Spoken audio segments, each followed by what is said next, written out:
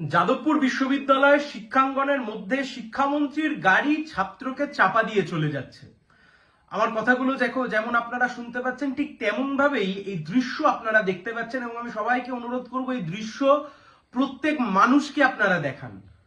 সামনে জাতীয় পতাকা, ফ্ল্যাশার সবকিছু রয়েছে, ভুটার বাজিয়ে বাজিয়ে, ফ্ল্যাশার জ্বালিয়ে জ্বালিয়ে রাজ্যের শিক্ষামন্ত্রী, শিক্ষা প্রতিষ্ঠানের মধ্যে রাজ্যের শিক্ষামন্ত্রীর গাড়ি কি সুন্দরভাবে ছাত্রকে মারিয়ে দিয়ে চলে গেল, ছাত্রকে পিষে দিয়ে চলে গেল। জন্তু জানোয়ারদের থেকেও অধম, খুব ভেবে চিনতে বলছি, বিশ্বাস করুন, জন্তু জানোয়ারদের থেকেও অধম জায়গায় গিয়ে পৌঁছেছে এরা। এটা সরকার চালাচ্ছে, একটা সরকারের শিক্ষামন্ত্রী, ক্যাবিনেট মিনিস্টার, সেই ক্যাবিনেট মিনিস্টারের গাড়ি পিষে দিয়ে চলে যাচ্ছে একজন প্রতিবাদী ছাত্রকে শিক্ষাঙ্গনের মধ্যে, তাও তিনি শিক্ষামন্ত্রী, তিনি তো অন্য কোনো দপ্তরের মন্ত্রী নেই। যদিও বা এমনটা বিষয় নয় যে অন্য কোনো দপ্তরের মন্ত্রী হলে এই কাজ করবার অধিকার জন্মায়, কিন্তু শিক্ষামন্ত্রী তিনি শিক্ষা প্রতিষ্ঠানের অভ্যন্তরে দাঁড়িয়ে তিনি ছাত্রকে গাড়ির চাকায় পিষে মারছেন। ন্যাশনাল ফ্ল্যাগ, জাতীয় পতাকা স্পষ্টভাবে সেখানে দেখা হচ্ছে। রাজ্য পুলিশ কি করছে? আচ্ছা, অন্য যে কোনো মানুষ যদি একই ঘটনা ঘটাতো, ধরে নিন আপনি যদি এই ঘটনা ঘটাতাম, আপনি তৃণমূলকে ভোট দিন, বিজেপিকে ভোট দিন, কংগ্রেসকে ভোট দিন, সিপিএম কে ভোট দিন, নোটায় ভোট দিন কি না দিন, সোজা কথা সহজভাবে আপনাদেরকে জিজ্ঞেস করছি। আচ্ছা, একই ঘটনা যদি আপনি আপনার এলাকায় করতেন তাহলে কি করতো এতক্ষণে পুলিশ? আপনার গাড়ি চলে যাচ্ছে কোনো একজন মানুষকে পিষে দিয়ে, ইচ্ছা করে ইন্টেনশনালি। এই ভিডিও প্রকাশিত হওয়ার পরে পুলিশ কি করতো? বাড়ি থেকে ঘাট ধরে টানতে টানতে হিড় করে তুলে নিয়ে চলে আসতো। পুলিশ এখানে কি করছে? পুলিশ স্যালুট ঠুকছে, কারণ তৃণমূলের নেতা, শিক্ষামন্ত্রী। কোথায় গিয়ে পৌঁছাচ্ছি আমরা? কোথায় গিয়ে দাঁড় করাচ্ছে মমতা ব্যানার্জির সরকার গোটা রাজ্যকে শিক্ষা প্রতিষ্ঠানের অভ্যন্তরে? এটা প্রথম নয়। যাদবপুর বিশ্ববিদ্যালয়ের অভ্যন্তরে র্যাব ডেকে একটা সময়তে পুলিশ ডেকে সেখানে ছাত্রছাত্রীদেরকে মারধর করা, 2014-15 সালে পরবর্তীকালে হোক কলরবের মুভমেন্ট গোটা রাজ্যের মানুষ আমরা দেখেছি। আর আজকে অত অব্দিও পৌঁছতে হলো না, রাজ্যের শিক্ষামন্ত্রীর গাড়ি, শিক্ষামন্ত্রী বসে আছে, শিক্ষামন্ত্রীর গাড়ি ছাত্রকে চাপা দিয়ে চলে যাচ্ছে। ছাত্রদের দাবি কি ছিল? কি দাবি নিয়ে ছাত্ররা প্রতিবাদ করছে? শিক্ষামন্ত্রীর কাছে বলছে কোন দাবিতে, কি দাবিতে?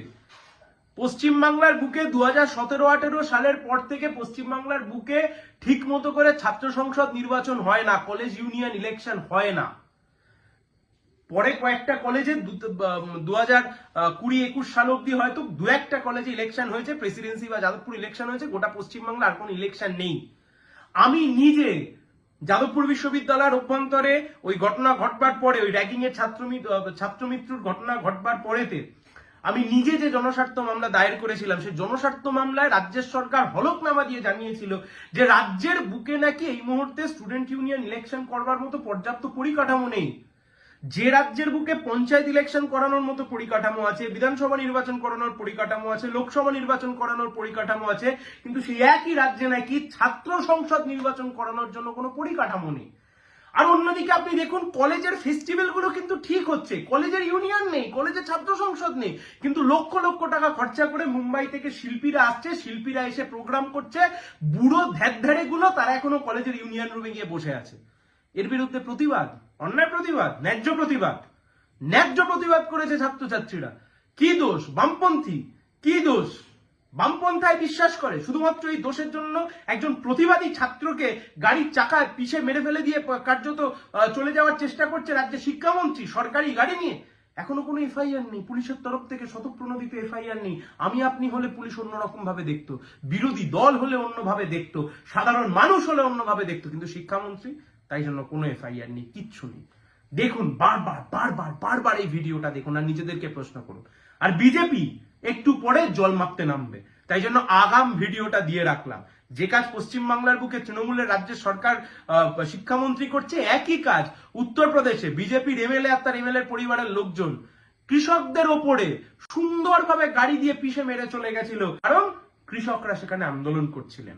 তাই বিজেপির লখিমপুর খেড়ি হোক আর পশ্চিমবাংলার বুকে যাদবপুর হোক, সরকারি গাড়িতে উঠে ক্ষমতার দম্ভ দেখিয়ে মানুষকে পিষে মারার অভ্যাস, এই যে ইচ্ছা, এই যে দাম্ভিকতা, এই জন্তু জানোয়ারদেরকেও হার মানায়।